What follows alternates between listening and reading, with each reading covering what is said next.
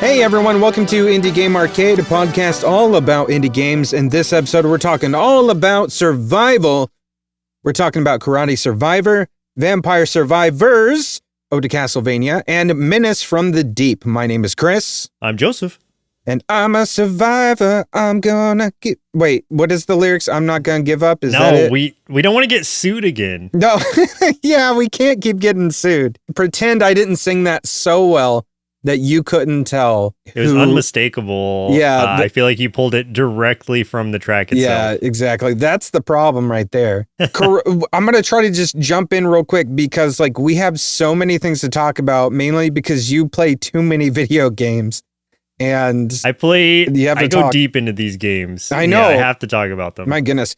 Karate Survivor is the one that I want to start with. This is developed and published by Alawar. I don't know if that's how you say that, but I'm gonna assume.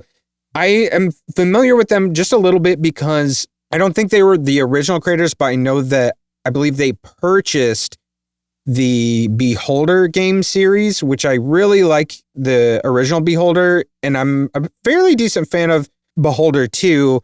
Beholder 3 doesn't have great reviews, so I haven't played it yet, but I know that they've got another one coming that they just announced, which I'm really interested in. So if you like the Beholder series, they've been a part of that. I do want to make one little correction to what you just said. So Fine. This is Karate Survivor singular. You said Survivors. I said the S. Gosh dang it. You said the S because of Vampire Survivors. I've been trying. This is a singular Survivor. I've been trying so hard not to say the S. I even didn't put the S on my notes, but I did.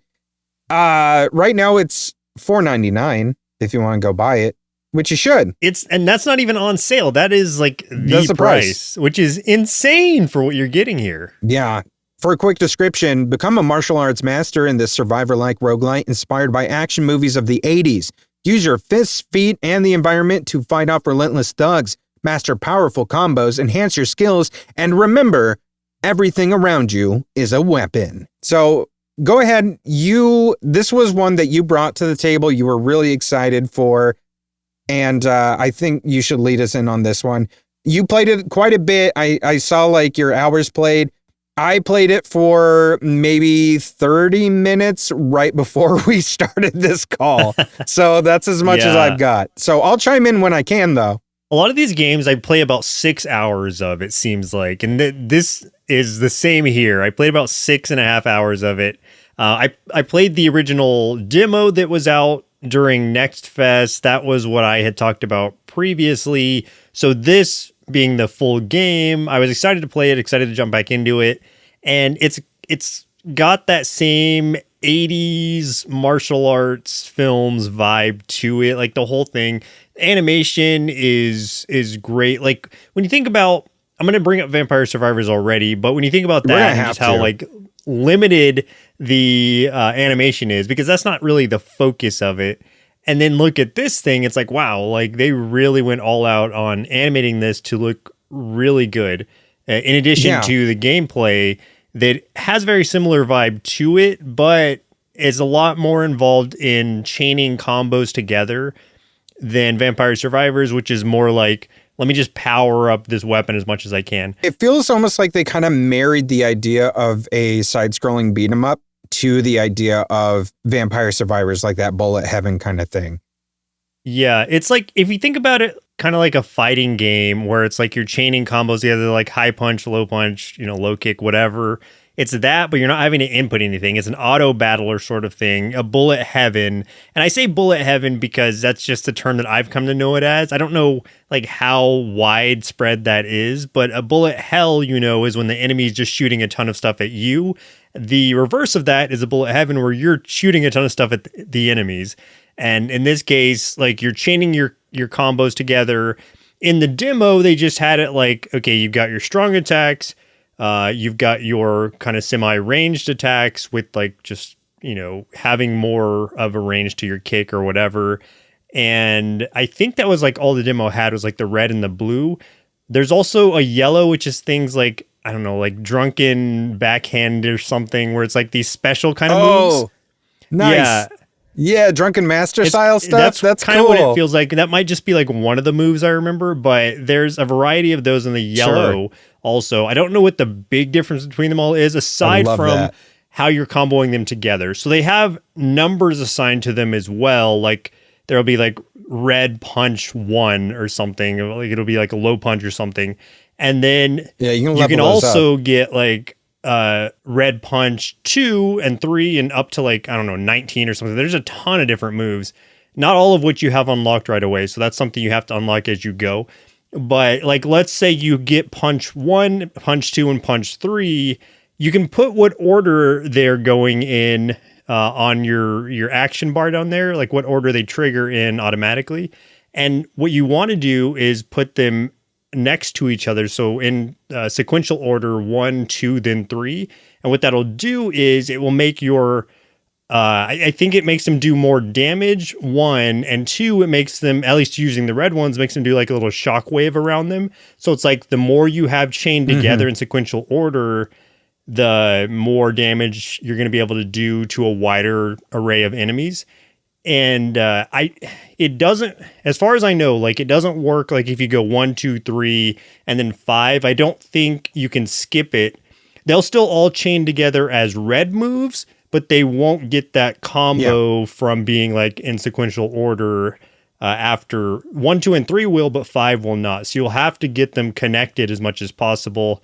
And this is also like victim to RNG a little bit, where you may not get the next one in order. I don't know if there's any kind of like probability if you have one already that another one will roll that's next in line.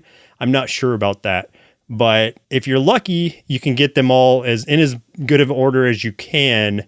And then that's really what you want to do, is get your combos as chained together as you're able to. I think there's a total of 5 moves you can have down there at a time, maybe 6.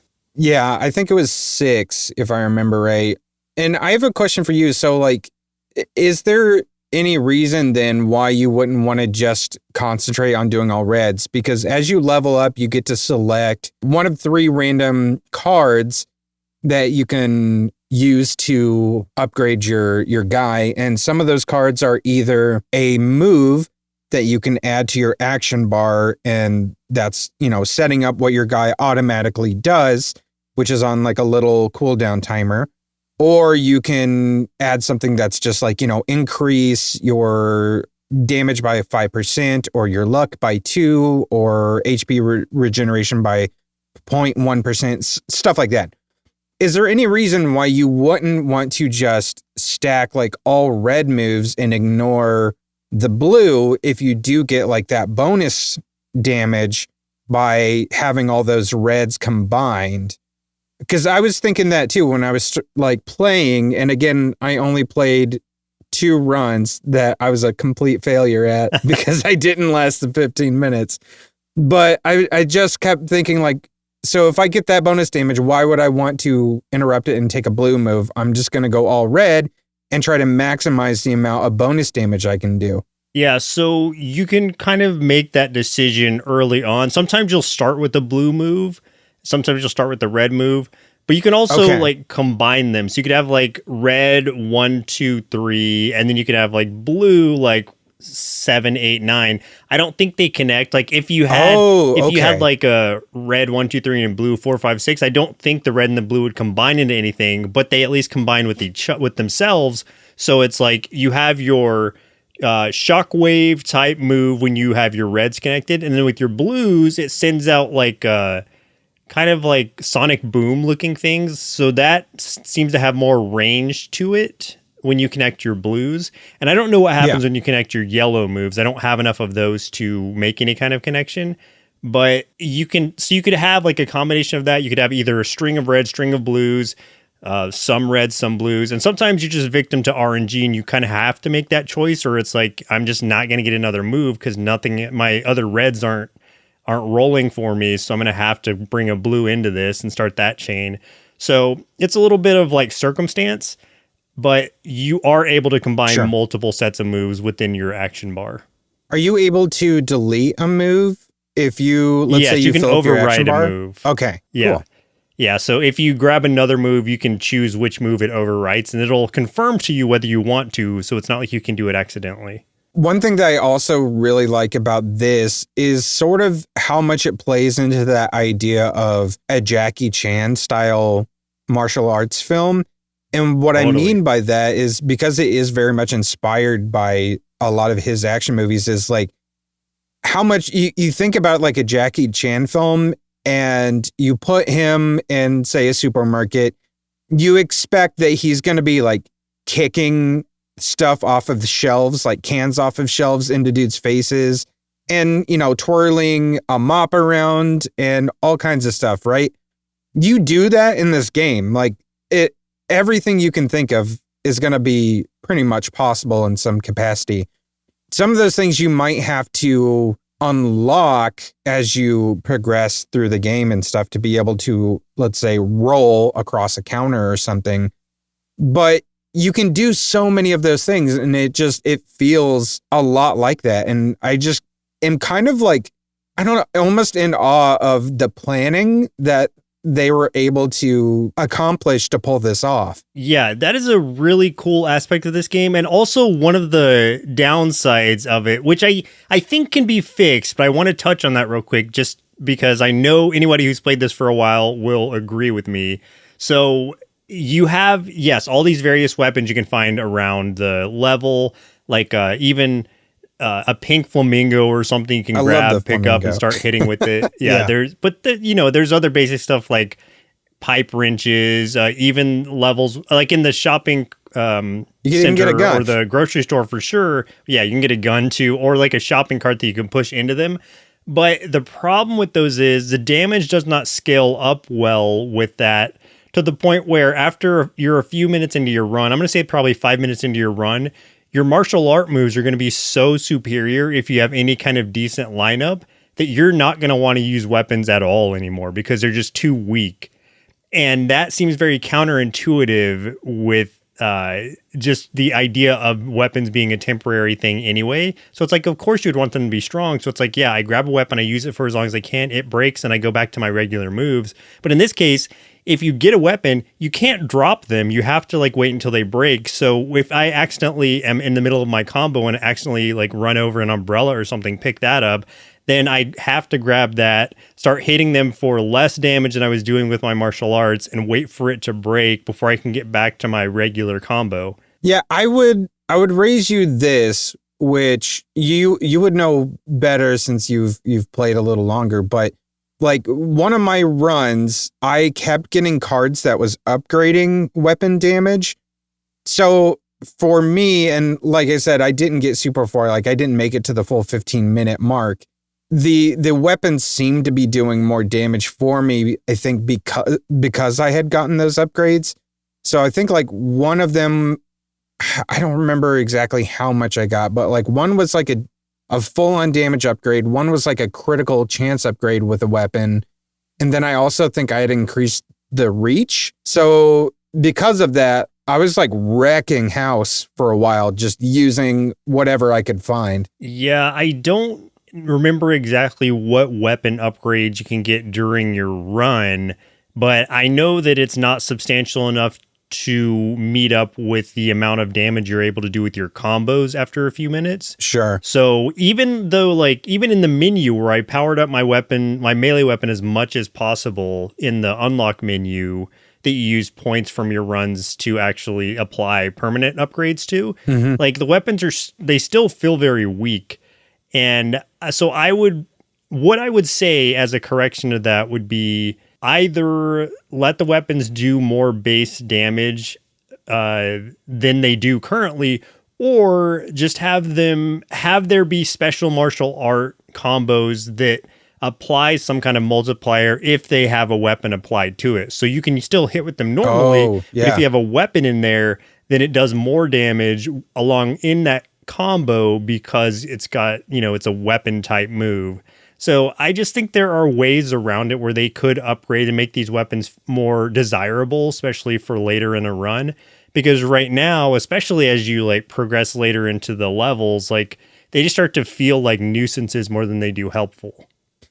Yeah, I could see that. I do want to draw a few comparisons and a few contrasts to Vampire Survivors with this, just because Vampire Survivors, I think, was really the game that put this genre on the map, and everybody kind of owes back to that. I mean, obviously, because we've got Survivor in the name, right? So as far as the progression of this game, it does take things, from that game, as far as there's a lot of unlocks and upgrades and stuff. We talked about some of those. One thing I like about this, though, is in addition to a currency that you earn, which in this game is teeth, and Vampire Survivors is just like the coins, and then you can upgrade certain skills and that you pay for. You can do that in this game, but there's also a lot of unlocks for you too, that you just unlock things by completing certain objectives or things like during your run. Some of them you don't even know that you're like doing. It just kind of like, I did one, and then I saw on the menu I had an unlock, and I was like, what is this? And I was like, oh, I can do this now. That would be very handy on my next run. I like that some of these unlocks are just really, really easily achievable without you having to spend a currency. And I know Vampire Survivors does have those things where you can unlock other stuff, but for that, it's more of other characters that you unlock rather than other things that benefit you in the immediate gameplay.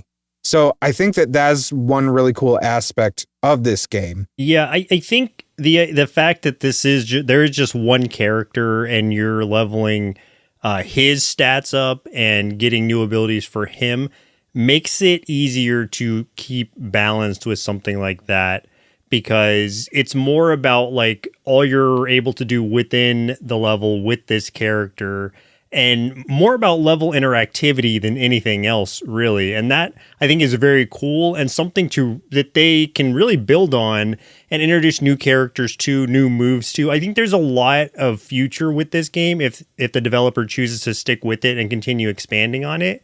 I think there's so much, even in this small package, this $5 package, like there's so much gameplay and a lot of fun to be had, but he could really expand outside of this and create a larger world in the same way that Vampire Survivors has, if he chooses to. So you hit on something there too, is that in interacting with the environment and just the environment in general being a huge part of the gameplay is really big too. And that's something that Vampire Survivors does not have as much of.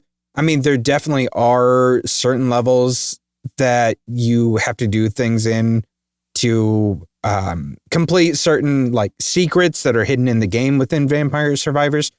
But overall, it's not a game-changing thing, where in this game, you are constantly interacting with things like there's stuff to break that gets you more money, and the money is the stuff that upgrades you. You've got your ATMs, your pinatas. Like we said, there's items all over the place, but there's also different, as you like upgrade and stuff, you can do different things like kick, like big objects like crates around and stuff. There's a flagpole that's in the supermarket level, that first level, that once you unlock the ability to be able to utilize that, you can kind of like use that to springboard yourself into like another room, and that's where you get the gun in that area. So there's a lot of stuff there. Also, man, this is like Vampire Survivors in that you can get yourself trapped real easily and then you're just done for, because man, it is hard to get out once you get yourself cornered by accident. Yeah, but I will say that one of the big things that I didn't even know about at first, it took me a couple hours before I was like, oh, cool. Because I'm used to Vampire Survivors where I need to pull back and keep my distance for the most part, or else I'm going to take damage from like contact with the enemies. If you're playing in the normal mode, when you're in the middle of your combo, you can't be hurt like when you're mid combo. So you can like bring yourself into the middle of a group of enemies while you're mid combo, and you'll be hitting everything around you instead of like holding back and just picking off the edges of enemies, which is what I was doing at first out of fear. But knowing that, it's more like I guess trying to stick, I'm sure this is like intentional, trying to stick with like the 80s, like kung fu kind of film kind of vibe where they're just jumping into big groups and like taking them all out in like a circle thing. If you were to walk in there when you're not in your combo, then you're going to get hit. Yeah. But if you're mid combo or when your combo starts, you can go into that big group and you'll start hitting all of them without taking any kind of contact damage from them. So I think that's something that isn't, I don't think it was told to me at all. I think it's something you have to kind of experiment with and find out. So I just want to let you know, if you're going to start playing this, to not, if you're in that mode, you kind of have like iframes of sorts when you're in your combo. Well, that would have been good to know. That definitely would have changed how I played. Maybe I would have lasted 15 minutes. I could see how it might be easy to get trapped if you're just picking off the edges of these enemies, because they're coming in quick sometimes. Oh, absolutely. And especially like when they you hit that like 5-minute mark and it starts swarming you, you get a big influx.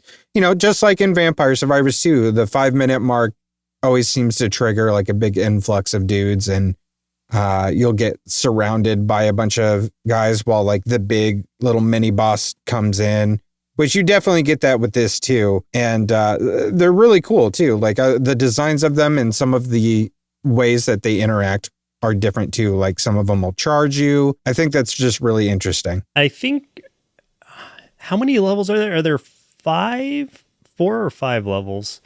Couldn't say. Didn't get there. 1, 2. I think there's 5 levels currently. I've beaten all 5 of them on the normal mode, and I've beaten most of them on the master mode, which is the next one. And there's a legend mode after that. Yeah. The way that those upgrade in difficulty is in master mode, the one that I'm on, you will take contact damage if you like touch an enemy, and you still won't when you're in your combo, so you're still okay. But then in master mode, like you can be hit while mid combo. So that's where you're playing like you should play in master mode right now when you don't need to.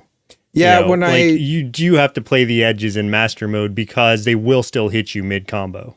When I first started, I started in master mode by accident. Oh. Yeah. So there's like a few things about the UI that just felt a little clunky for me, and I ended up joining in master mode by accident. So my bad. Master mode is the first difficulty upgrade, then legend is the third one. I'm not sure if I said that right. Okay. No, you did. Fighter okay. is the base like normal mode. So I meant to do fighter. I ended up in master. So my first run was master, and that was pretty embarrassingly bad. So I lasted a little longer in fighter at least. Yeah, I think like once you get used to it, once you learn how to chain combos together, it does become pretty, I'm not going to say easy, but it is very manageable. And for the most part, like you'll be okay unless you just get kind of a bad pick of moves or just have a bad run, which sometimes happens. But overall, like it's an enjoyable experience and pretty chill, like compared to Vampire Survivors, which we'll talk about in a little bit. Yeah.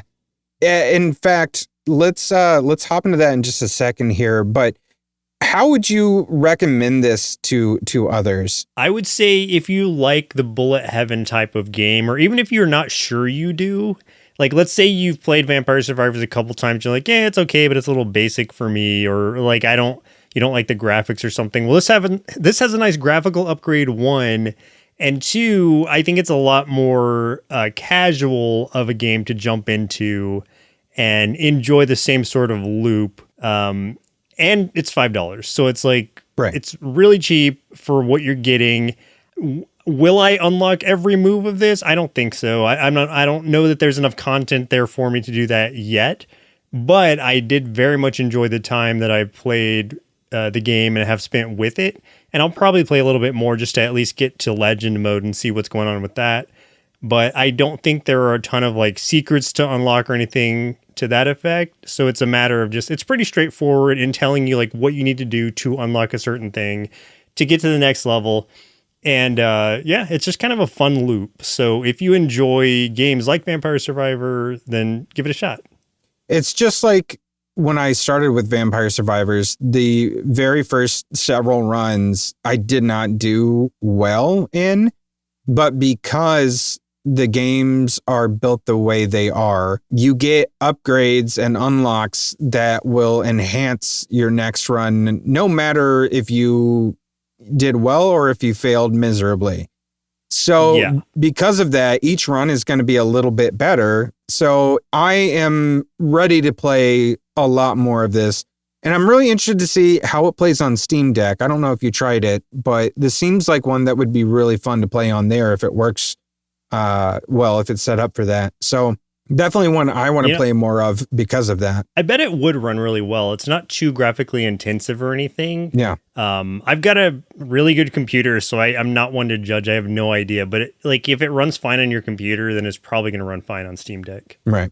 Well, let's get into the game that started this entire genre, as far as I know, Vampire Survivors. But this is the new DLC, because Vampire Survivors has been around for at least a year, maybe longer. It's been around. Well, in totality, it's been around for 3 years. 3 years in 2021. Because I looked it up earlier because I was curious. In 2021, it was a browser game that was made using HTML and released on itch.io.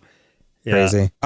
So this is Vampire Survivors Ode to Castlevania, developed and published by Ponkel. And for a quick description, so you pasted this description in, but this has so much flair to it that I can't just straight up read it. This is, hang on a minute. The sun has set on Dracula's castle once more, and as the moon rises, a hellish horde of murky mudmen, ghastly ghosts, and frightening flea men take the stage as the battle of good and evil rages once again. Unleash an arsenal of new vampire-vanquishing weapons upon these beasts and leave a trail of doom in your wake before attempting to rid the world of the unspeakable terror himself. Do not be blind to the shadow that looms over you, survivors, as your quest has only just begun. It's all very serious stuff, so now let's pump up the volume and let's go. This is Castlevania in Vampire Survivors, baby. That's yes. Okay.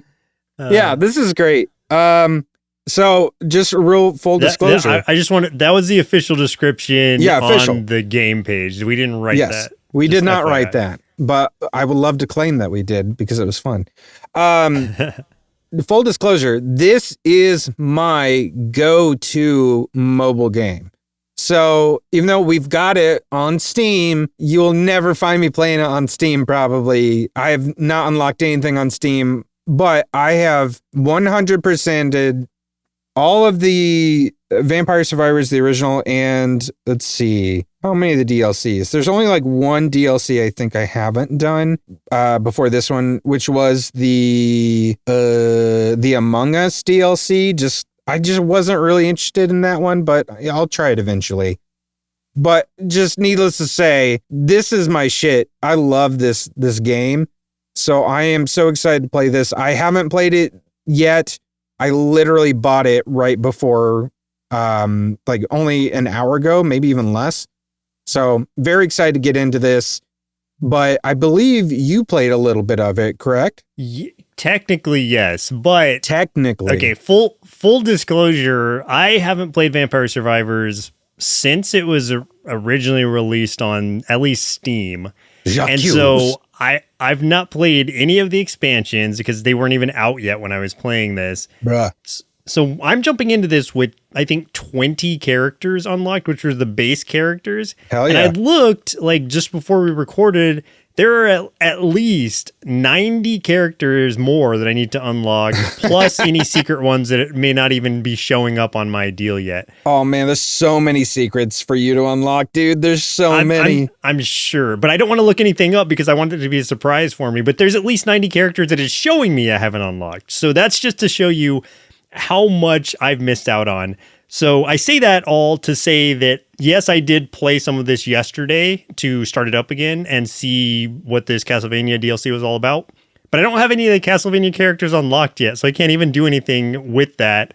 I have to kind of progress through a little bit further. But I did have fun with what I did play. Jumping back into it, there's been a lot of like ease of use changes and things like that to make it just like a lot more fun for someone just starting to come in and get the ball rolling. Yeah. There was, and it's like, there's so many secrets in this that I have no idea about, and I'm not going to look anything up. So there's probably obvious things that I'm missing.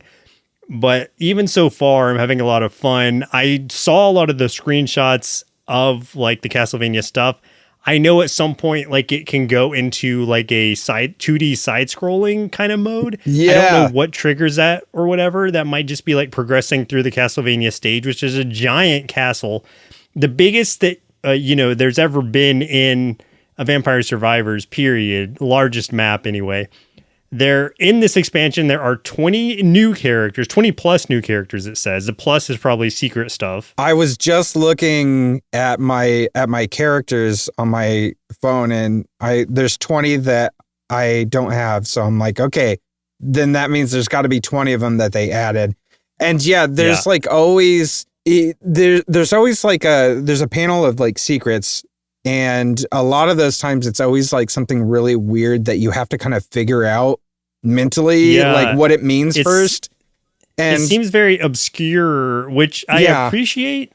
And again, I'm not going to look any of it up. So like there might be things that I just never find because I'm too stubborn to do that. Usually those will lead to another character unlock of some kind or a weapon unlock. So I'm really excited to get into this, especially because it seems like there's so much.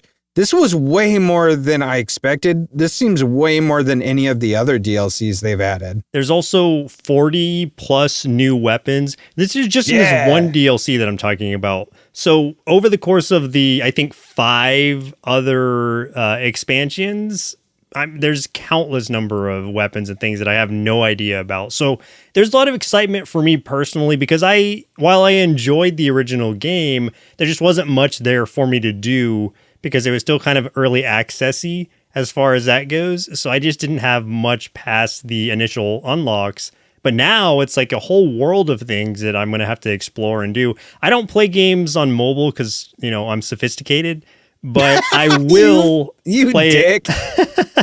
I will play it on my Steam Deck or something at some point, which is different. Oh. But no, I'm gonna spend a ton of hours more on this. I can't say a lot about it right now, just because I don't have that much experience behind it.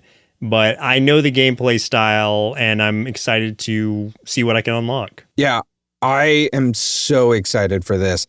And here's the thing, man. You gotta have. I am a firm believer that you have to have one good mobile game on your phone to keep you sane. Because like, what do you do when you are parked somewhere, you're waiting for somebody, you're at a doctor's office, you're waiting to go in, you're at a crosswalk and there's an old lady who's barely moving a centimeter at a time. You got to have something to pass that time.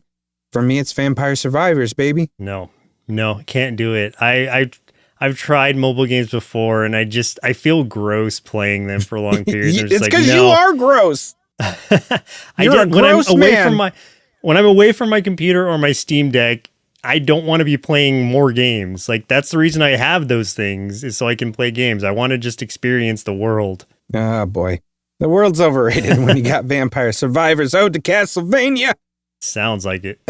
Yeah, I'm going to be all over this, man. I'm excited. I'm going to be playing it tonight, guaranteed. And you can pick up, if you don't have the game, or even if you do, like, you can pick up it plus all of the expansions in a bundle on Steam for, I think, less than around $20. I don't remember how much I paid for it, but I bought it and all the expansions. I know it was under $30. So it's like, there's so much content for so cheap that can keep you occupied for hours. That is even if you choose mobile, which I think is the wrong choice. No, it's the right choice, and you're the wrong person to make that decision. But yeah, it's great. I 100% recommend this, regardless of your familiarity with Bullet Heavens.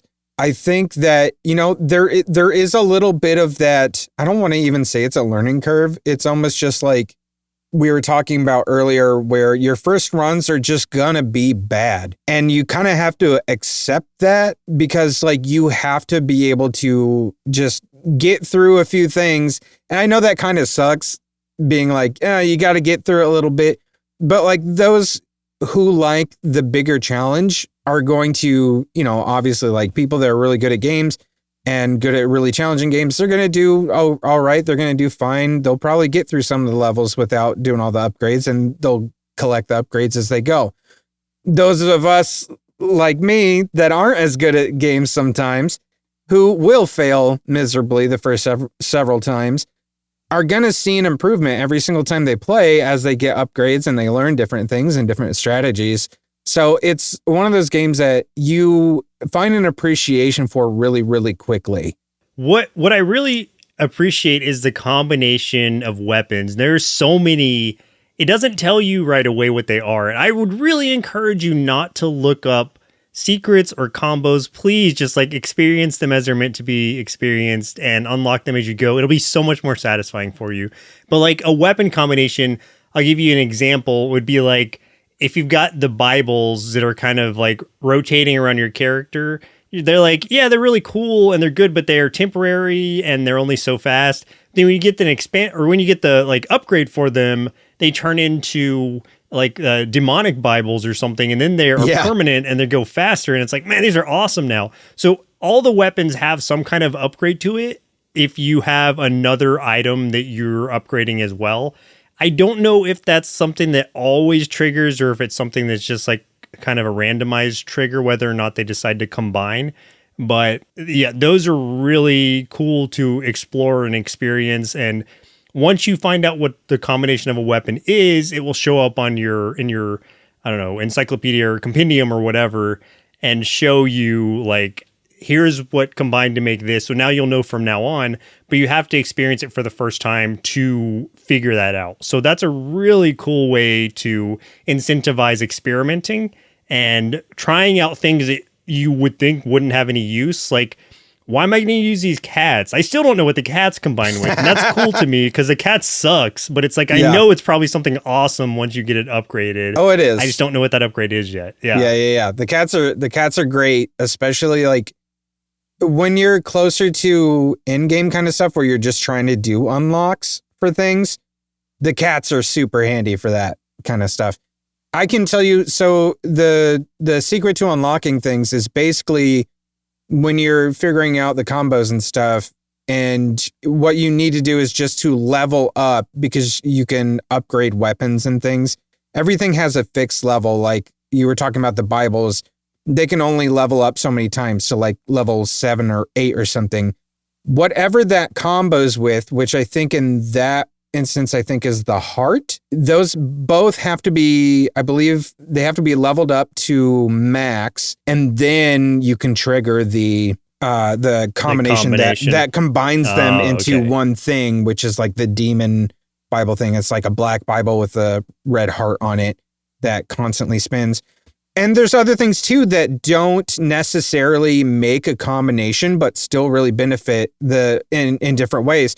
So let's say that because you are limited to how many items that your guy can carry, you didn't, because it is, again, like RNG kind of stuff. Let's say you just didn't get any of those hearts through your run and you are carrying too many things, but you did get the little red book, the tome. That book speeds up, or I can't remember if it speeds up or if I think it reduces cooldown of things.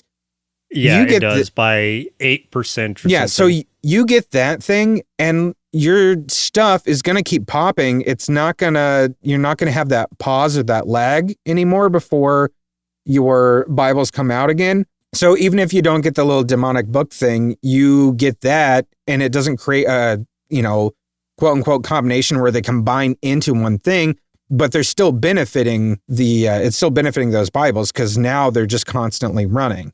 So there's still a lot of things to experiment and play with, like you said, that are fantastic.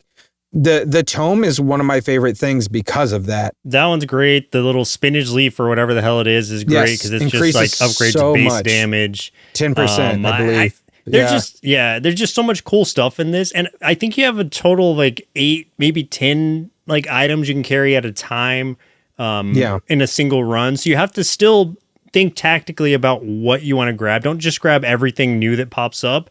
You have to think about what you want to combine or what would make your character or what would help him survive, basically. Garlic. And that's all I'm going to say about that because garlic is the ultimate survival weapon. Garlic is fantastic. It repels a lot and damages everything around you in an aura. It's great. I don't want to go too deep in the weeds with this because we could talk about that kind of gameplay stuff forever. I think I could do a full podcast just on Vampire Survivors and each weapon you have, and secret. Since you've unlocked all those characters and whatnot. Yes. But so if this excitement doesn't like get you excited to play the game, then I don't know what will. If you have played it, then you know already and you're excited to jump into the Ode to Castlevania. And if you haven't, now's the perfect time to do it. Yeah. So definitely recommend. I think you should check it out. There's no reason not to, especially now that it's got Castlevania. And I'm really excited to hear all of that Castlevania style soundtrack over the top of it. Yeah. It's got some of the best gaming music of all time. So I'm ready to hear some bloody tears. I think most of the soundtrack of this is like remixes of the original Castlevania tunes, which is fantastic. Excited. Let's get into our final topic, which is Menace from the Deep. And Menace from the Deep is coming out November 11th, 2024. So we did play the demo. This was developed and published by Flatcoon. And for a quick description, Menace from the Deep is a roguelike deck builder with inspiration from the H.P. Lovecraft and Cthulhu mythos. And so the story of this, though, that goes along with it, because the story plays a part in the game that I want to get to and bring up in a little bit. So the story of this is in 1920s USA, an occult society stumbles across a mysterious artifact they suspect is related to dark forces that are amassing in the world around them.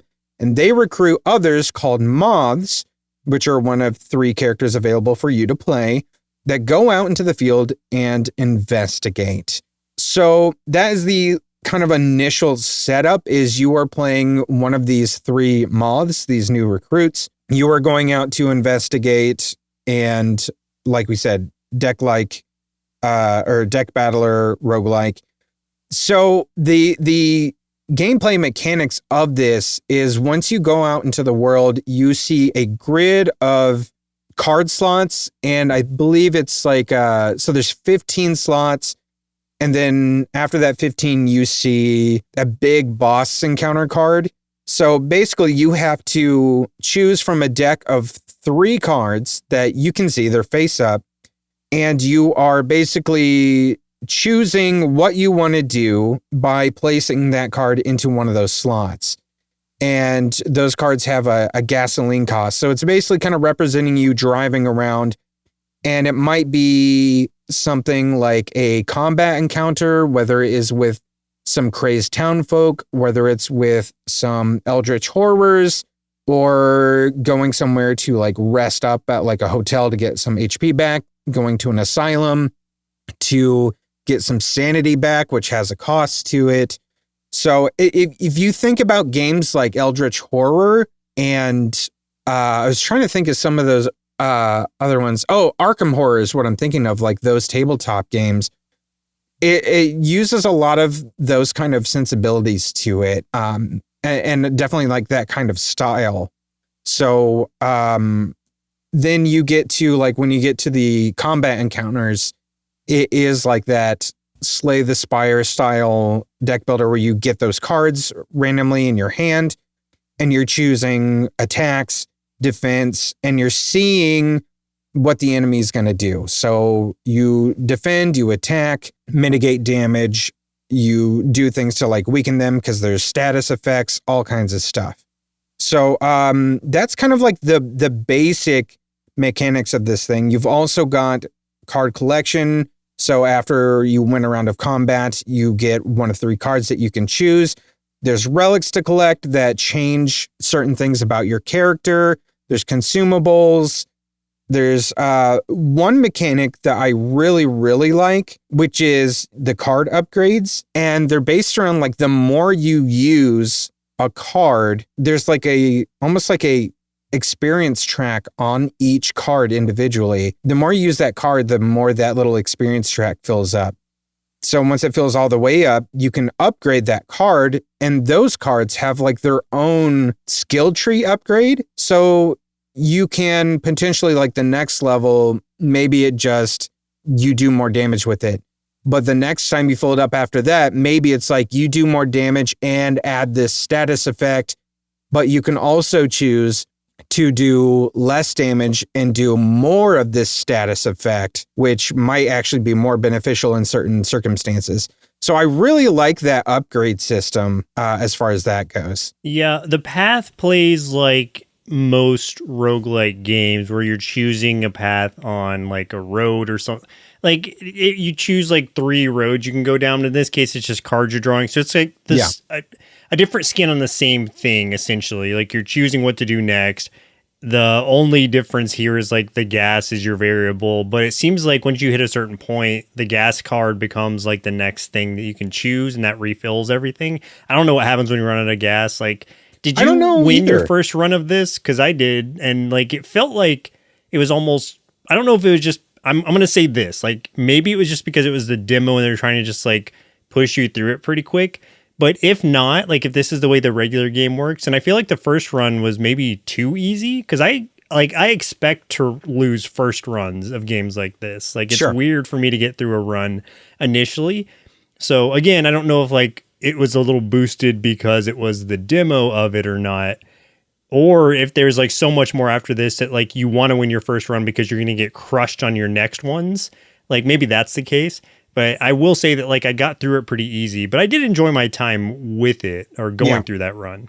I also won my first run, but I feel like I don't want to say I got through it by the skin of my teeth, but I think I got close to losing, but only because, so like when you fight against like the eldritch horror things, not only can you lose HP, but you can lose sanity, just like in any of those Arkham horror games.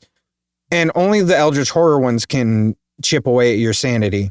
So those attacks don't happen super often, but they can happen. And so when I say I feel like I barely won that run, I was managing my HP just fine. I feel like I didn't take almost any damage in that boss fight. My dog took quite a bit of damage, but I managed to keep him alive. He died. So I have a dog companion. You have a dog companion in this when you're starting out in with this particular class. The I think it was like the private investigator or something. He died in one battle, and then my reward was a dog whistle. So I got another dog to replace him right away. So I felt a little guilty about that.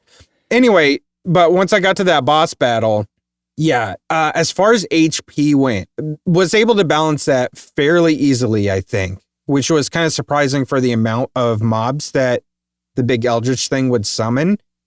But the thing did whittle down my my sanity quite a bit. So towards the end, I only had 3 sanity points left. And whenever they do take your sanity away with one of those attacks, it's by 2. So I think even though it was down that much, he would have had to have done that attack 2 more times to do it. And those attacks only came like every once in a while. So I think I still had some wiggle room for sure. But like it was definitely making me nervous because I didn't realize at first, because I was paying so much attention to the HP.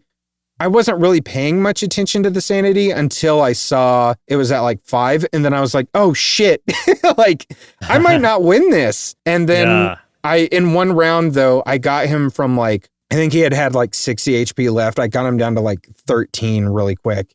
And then the next round, I think he died from bleed damage or something. So let me tell you about my run real quick though. Sure. Just as a contrast, like I didn't lose my dog early on. That would have had to been very early on, because what happened was like I also got that dog whistle choice. So I was like, yeah, sure, give me a dog. And so I had 2 dogs. Oh, cool. And in the last battle, I had 2 dogs and a dark child that I had summoned along with that. So Jeez. I had like an army with me. And so I was like steamrolling this guy.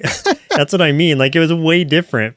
So even this last boss, like I still probably had like, I don't know, like whatever. I might have lost 2, maybe 3 sanity the whole run. So that wasn't even a fear of mine either. So like it was pretty straightforward for me with 2 dogs and a dark child at the end. Yeah, so you had a little mini army. I just had 1 dog. So I can see why yours went way smoother. But the fact that you still won is even more indicative of the fact that like maybe it should be a little more challenging. Yeah, I think it could be. I also think that it could have been tweaked, honestly, for the demo, but it's like, who knows? I have no idea. I don't know either, but I agree with that. And I don't want this to sound like I'm saying it's not a good game, because it really is. And I am looking forward to actually playing the full release.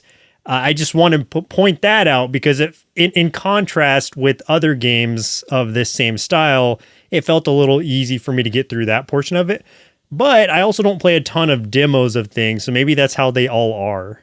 It could also be, though, that we're getting good at these types of games because we play a lot of card battler games. Yeah. So even think about like the games that we've reviewed on this podcast, and a good chunk of them are card battlers. So that's true. I mean, I guess I don't want to give myself that much credit, but maybe I should give myself a little credit. A little bit, maybe. One of the things I also wanted to mention too is that you are also collecting scrap materials and stuff while you're out there to go back and upgrade sort of like the base, like the hideout of this organization, which is like this museum. And upgrading that looks like it unlocks other things. So the first thing that you unlock before you can even like go out into the world is like the propaganda department or whatever, which is what gives you like what kicks everything off. That gets you the private detective, that puts you out in the world to be able to start playing the game.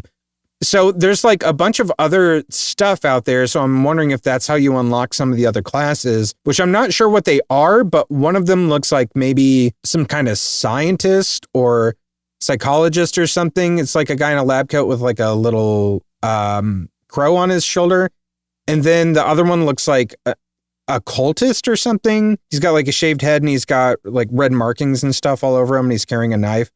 So those look pretty interesting. And I'm wondering if some of those other upgrades too will be things that do different things to either your deck or enhance certain aspects, like give you extra relics to start with or things like that. I'm not sure exactly how they'll enhance your run, but I'm assuming that's what they're for. Yeah, I think that there's a lot of opportunity here, especially with the way the story was building out. Yeah. I'm very curious to see the path that it takes. It might be something like a game we played very recently, which is Knock on the Coffin Lid, where it's like your first couple runs are like meaningless because as far as the overarching story goes, like they are such a small part of it. Yeah. There's a lot more to really unravel. And that's what I am kind of looking forward to in this, especially being the Cthulhu Lovecraft mythos going on. I think there's so much they could take advantage of. Being just a demo, I don't know really how much gameplay is here, but I would assume a lot just based on the initial kind of story that we got going on from the demo we played. Yeah, I really like the story so far, and I really like the art. I mean, because it's a very Mike Mignola kind of style. Yeah. I do have a couple, I don't want to say gripes. There's just like a few nitpicks with both, though. One is just that with the writing of it and like the dialogue, the exposition, even in this demo, is super long.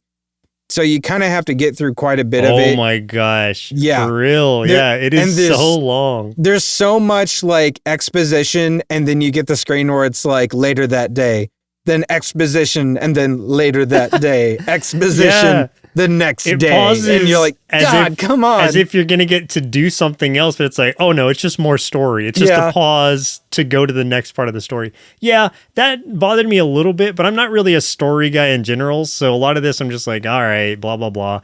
But you being a story person who reads these things or pays attention to this, like that surprises me that it wasn't your deal. No, it felt a little unbalanced that way. Like it needs to be a little bit more balanced with the gameplay, I think. Like you need to, I feel like you need to feel like you have a little bit more agency rather than, I wanted to get in and play and play and play. I don't want to sit there and watch the story unfold. I want to play some cards and fight some shit. Yeah, I want the story to unfold as I'm playing. Like I should be a very organic part of it. Instead, I feel like I'm just kind of on the side while the story's going on. Even watching my character the Joker didn't really come into play. Watching Mark Hamill's Joker talk to this one guy. Oh my gosh, straight up the Joker. Yeah. Yeah, he was definitely like not mimicking, what I'm parroting that style. Yes, absolutely he was. Even the look a little bit got there, but like the voice acting 100%. And that was one of the other things too, is there's a lot of voice acting. The voice acting is really good.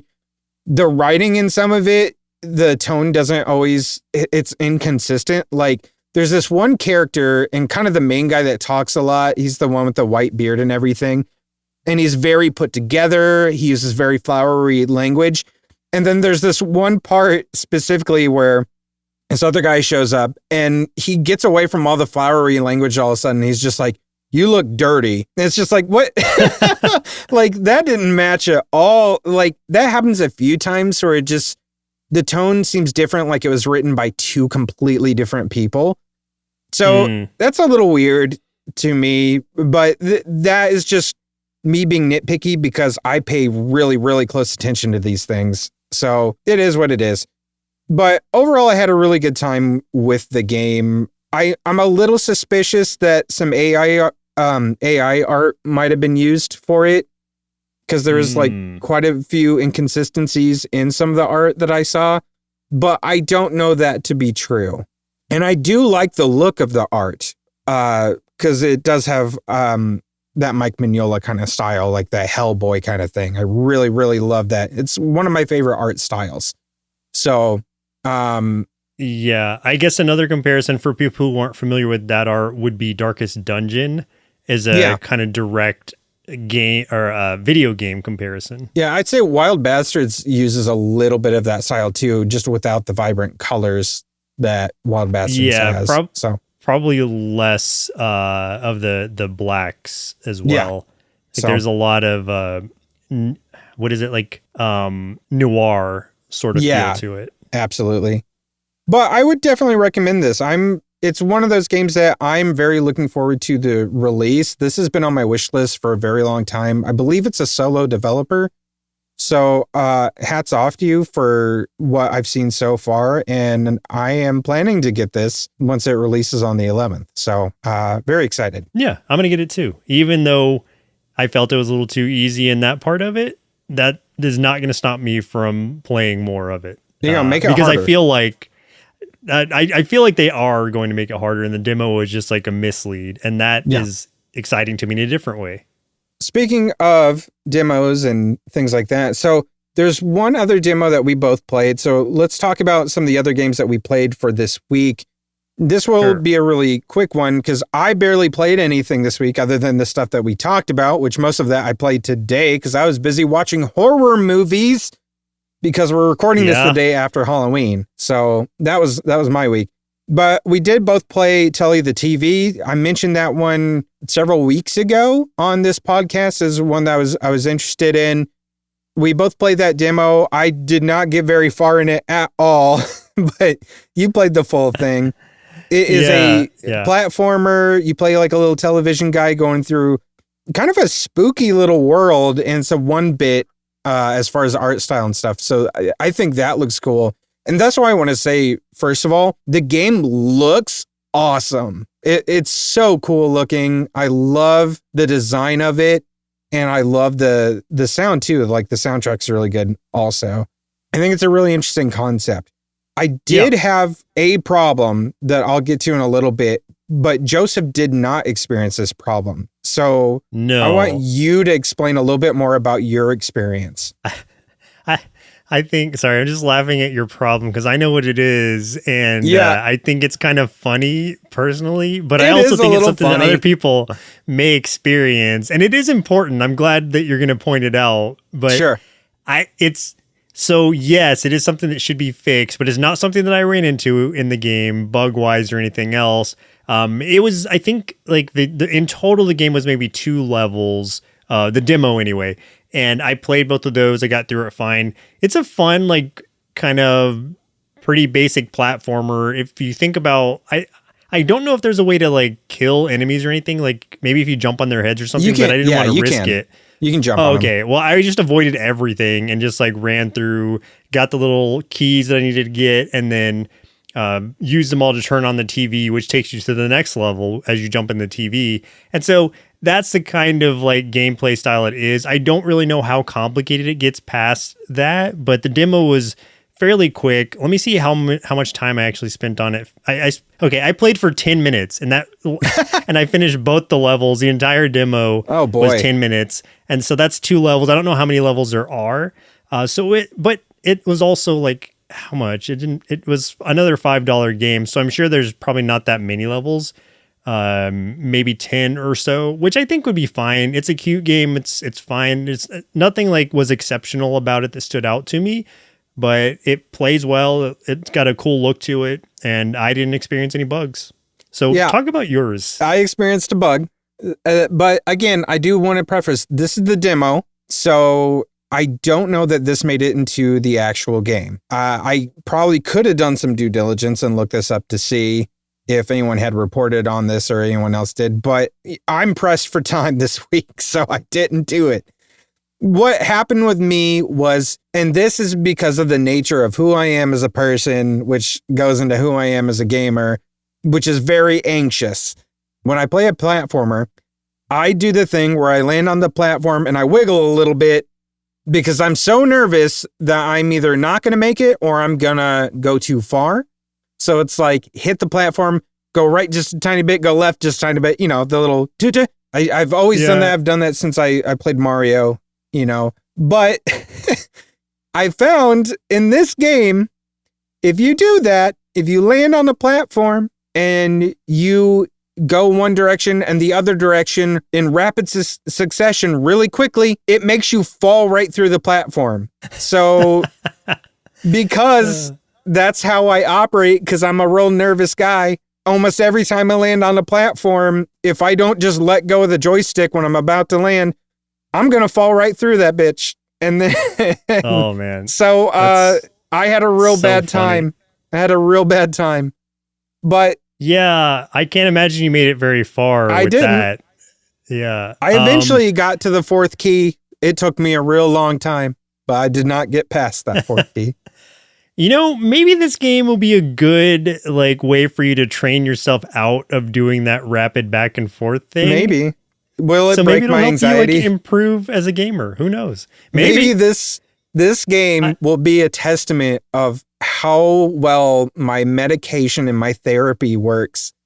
Because if I can get past my anxiety and not wiggle, maybe I can Telly the complete a TV level. will be like your secondary therapy. This will be your reflex therapy. Yeah. That's really interesting. That surprises me to hear, because that's such it seems like it would be a glaring issue, but maybe just nobody they had playtest it experienced it in that way or does that thing. Yeah. They need someone with severe anxiety to playtest these games. That's so weird.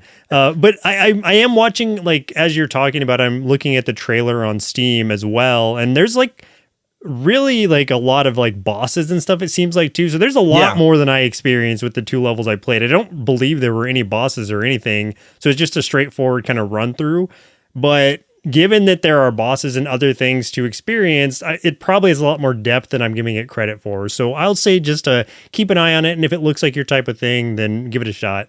Yeah, I think you should, everyone I think should try it, because I think the way the game is designed, as far as the look, the feel of everything, if that bug wasn't there, this is a game I would definitely get more and more into. And like I said, it might be fixed in the full version. I don't know. If not, you didn't tell me I about should the reach out to bug the guy at first. You just were like, I really didn't have a good time with this game. And I played it and I'm like, what was wrong with it? It was fine. And then I didn't learn until today what your problem was. That's why it's so funny to me. you were cracking up as I told you. So there's that. You're welcome. You're welcome for your entertainment. Yeah, that's I good. didn't play anything else. So go ahead and talk about all the games you played. Okay, so a lot of what I was playing was kind of just like finishing up games from prior weeks. So Diceomancer, one we talked about last week, I believe, I beat a run of this one, and the last boss that they had, I won't spoil anything, but the last boss was very interesting, had a lot of like cool mechanics to him that made me very curious about what else there is to this story-wise, because it almost unlocks like a different like depth to it where it's like, oh man, okay, now I'm super curious to see like how the story is going to unfold. And so I'll be jumping back into this to try to do that over the course of time. I don't think it's one that I'll like get as deep into as I did with Knock on the Coffin Lid, at least not for such an extended period of time. So I'll probably play this over the course of like a couple months or something, and take breaks from it and just see what kind of happens after each of these runs. So Diceomancer, really cool game. Still recommend it. Then I was playing Kill Knight, which was also something I talked about last week, I believe. I don't know. I'm getting my weeks mixed up. But I played Kill Knight because I wanted to beat it. Because at that point I was talking about, I was only up to the 4th level, I believe. Yeah, no, you were only on the 3rd, I think. I was still stuck on the 4th level. Yeah, I you couldn't hadn't beat gotten the to 4th level. Yeah. And so there's 5 levels total. I was playing on the Acolyte difficulty at that point. Yes. I even finishing the 3rd level, I was still only like in the top 5% of players who had done it at that point. And now I've beaten the game on Acolyte, like all 5 levels. And then I jumped from Acolyte. There's 2 other difficulties after that. There's Night, and then there's Sufferance. I went straight to Sufferance after I beat the game because I was like, I'm feeling pretty good about like my skill level now. I'm going to jump right to the hardest difficulty. And I got to the first 3 levels again, got K rank on them, which is the highest rank apparently. And now I'm stuck again on the 4th level. I'm getting so close, but it's very frustrating because I keep getting like taken out in dumb ways at the end. So even though like I know the enemies, like I can read the language of the game and react to it, it's the stupid lasers. And if anybody's played this game, they know what I'm talking about. This rotating room of lasers gets me almost every time because I'm just anxiously jumping around there. And if I dodge an enemy, sometimes I'll dodge into the lasers and it's just, it's very upsetting. But it sounds like someone else has some game anxiety to them, huh? Interesting. When it comes to lasers, yeah, apparently. So yeah, I'm still playing this game. I do want to see if I can beat at least the Sufferance mode.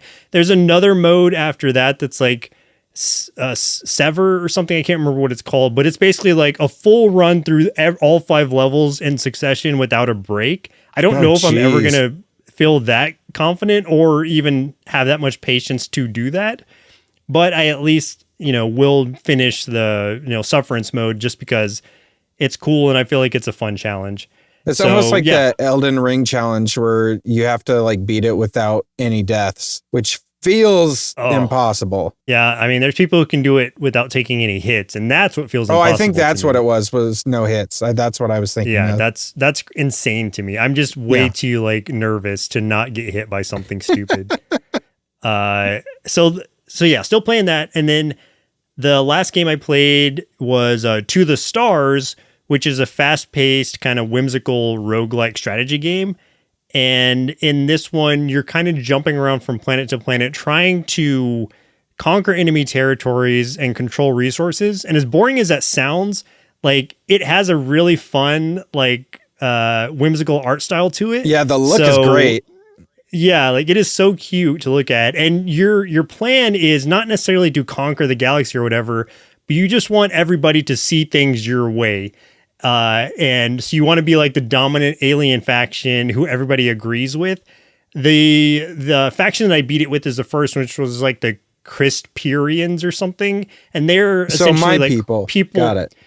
They're people made of crystals and stuff. And they're like yoga, I don't know, devotees or something. They're all about like peace and love and yoga. I get it, because crystals. Yeah. And coffee shops and stuff. So that's all they want, is to spread that kind of like tranquility around the universe. And as you go through, kind of, you're unlocking a different parts of their story. Everybody has like 5 story sections. So you essentially need to beat like 5 constellations, which unlocks their full story. And as you do, you're getting these, like, you're getting 1 energy per constellation. You can use that energy after the fact in a roguelike fashion to unlock other factions, the alien factions. My issue is that some of those get so expensive and you're only getting 1 of those energies per run. So the time to unlock all of those alien factions would be a lot more than I think I'm going to be able to play this game, because it's not that it gets like super repetitive or anything. It's just that some of the runs start to feel kind of samey because there's not really a ton of stuff you can do in the battles once you kind of figure out a good, once you figure out the mechanics behind them. And sometimes you'll lose a battle or whatever, but you can usually come back and kind of persevere if you play it a certain way. But all the same, like, there's not enough variety here that I think I would want to play enough to unlock every single one of these alien factions, unfortunately, unless I was just so driven by see every single one of their stories unfold. I'm not sure if there's enough there for me to continue going back to. So that would be my only real complaint about it. As like a one-off kind of thing that you're jumping into play casually, I think it's really fun and it's got a very cute style to it. And you'll find joy in playing it, but I would say just like, don't worry about trying to get all the alien factions, because that would take so long. For a split second, I forgot, because I had seen the art of this before, but like I forgot when you first started talking about it, what game this was. And I was just like, is this like a Tom DeLonge thing? I don't know. And then I realized what it was, but no, not a Tom DeLonge UFO search game. Got it. Not to my knowledge. I think this is from like a German developer. Okay, got it. Understood. As far as upcoming indie titles on our radar, wish list, or our play calendar, there's a game coming out on the 5th, which means it'll probably be out by the time this comes out. The HappyHills Homicide, which is something that I've been looking forward to. This is a modern pixel art style game where you play as an 80s style slasher, and you're going through like a story and hunting down residents of the town of Happy Hills.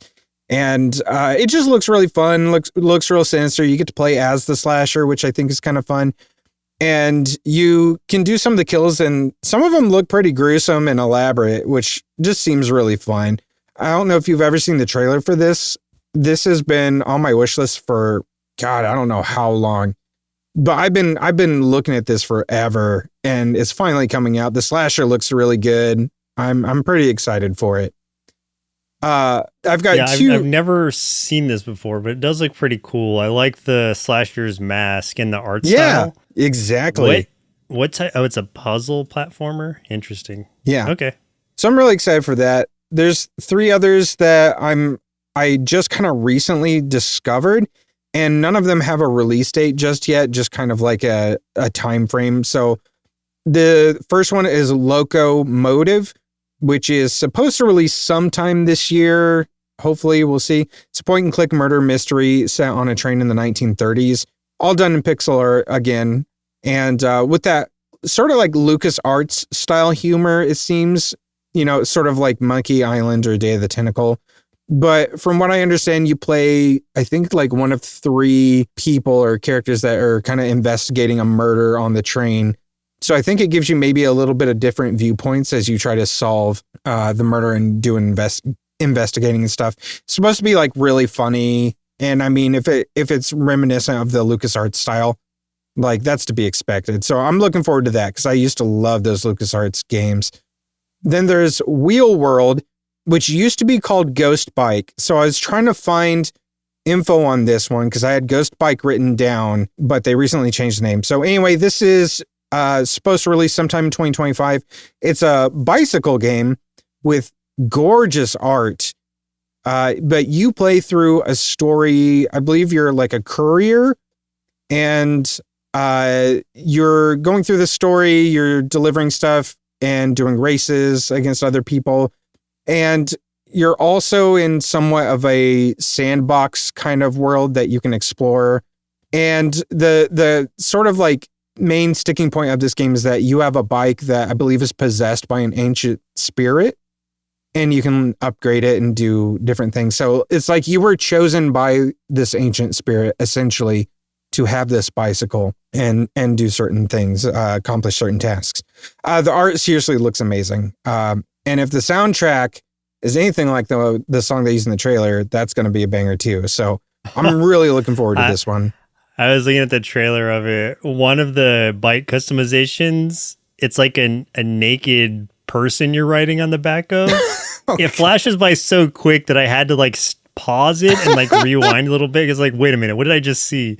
Yeah, that's wild.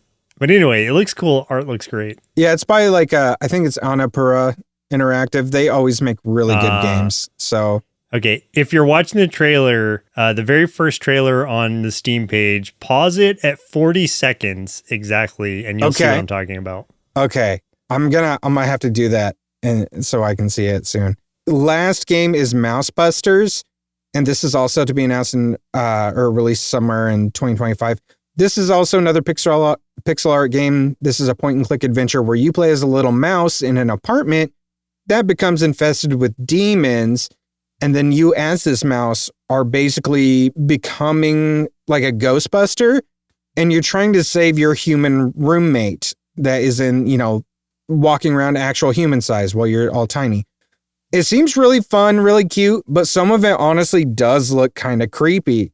So I'm really excited by this and the contrast of like the tiny, cute little mouse, but these huge, grotesque demons and stuff that are trying to get into this apartment and hurt the human inside while you have your tiny little mouse computer and your little gear and you're trying to stop these demons.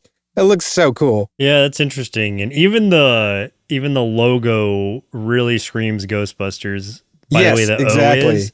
Yeah. Yeah, you'll see what we're talking about. There are three things I want to mention. The first one being Blasphemous 2's expansion, Mea Culpa, which came out on Halloween, actually, October 31st. So I haven't played Blasphemous 2 yet. I have it. I just haven't played it yet. I really enjoyed the first one. I played through all of that. But now there's an expansion for the second one, so that reminded me that I had it and means I need to actually play it. In this one, you're getting more executions and abilities, 2 new bosses, 2 large new zones, and alternate ending for your character, apparently, and just a lot of different things. So I'm looking forward to trying out this expansion. The next one I wanted to point out is Munch, which comes out on November 4th. I just want to read you the description of this one because it sounded fun. Kill, eat, evolve. Unleash your inner monster in this dark fantasy action roguelite. Devour the followers of order. Choose your mutations and transformations into 12 different monsters, each with their own abilities, soundtrack, and appetite. Crush the god Ordo to release the gods of heavy metal. So that one sounds really fun. And I love that like to customize your character in these runs, you're actually just eating other things. It looks really cool. So that's one I didn't really know about until today when I was looking around at other indie games. So looking forward to that. And then Redline Crooks is the next one I want to point out. That one is like a roguelite racing game sort of thing where it's like a fast-paced racing game where you're destroying cops, walls, possibly yourself in pursuit of freedom and riches is what the description says. You upgrade, slam, taunt, and boost your way out of imprisonment through the lawless roads that lie ahead, and you may find personal absolution. So I guess this one you're trying to like escape the police and get freedom, but it looks kind of like a top-down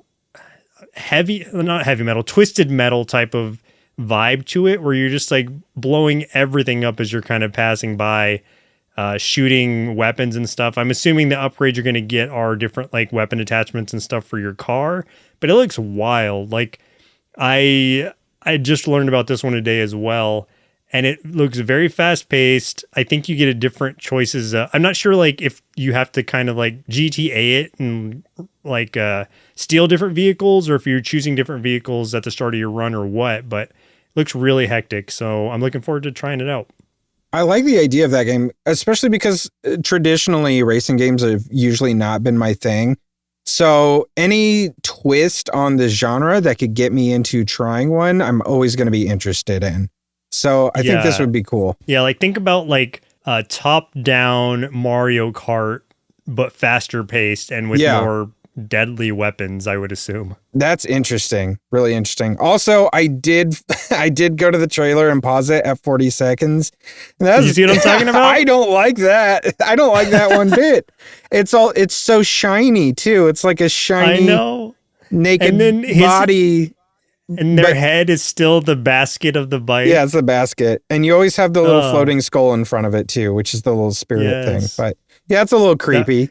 It was just like, as it was, because it's just like quickly flashing through different upgrades for your bike. And so when I saw that, I was like, wait a minute, what did I just see?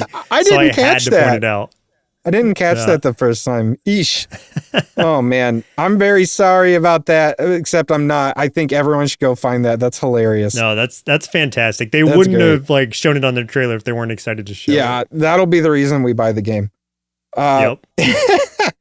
Anyway, if you did enjoy this episode, please do us a favor and share it with someone who loves indie games. There's so many games that we talked about that you can introduce to them through this episode. You can catch me playing some of the games we talked about on this episode over on our YouTube channel at youtube.com/nerdsloth, and also catch hundreds of hours of bonus content, including a bonus podcast for those at the $5 tier over at the Nerdsloth Treehouse, which you can access by subscribing at patreon.com/nerdsloth. We also have a subreddit now that's just Indie Game Arcade. That's going to act as a hub for indie game reviews. No matter how big or small the game may be, you're invited to share a review of that indie game so more people can find more games to play. You'll see some consolidated reviews of some of the games that we've talked about on the show, as well as some others that we haven't, start to pop up on there as well. But that's game over for us. My name's Chris. I'm Joseph. And we'll continue on the next episode. Indie Game Arcade is recorded and produced by Sloth Creative. If you're looking for more gaming content, head over to youtube.com/nerdsloth. For additional podcasts, go to nerdsloth.com.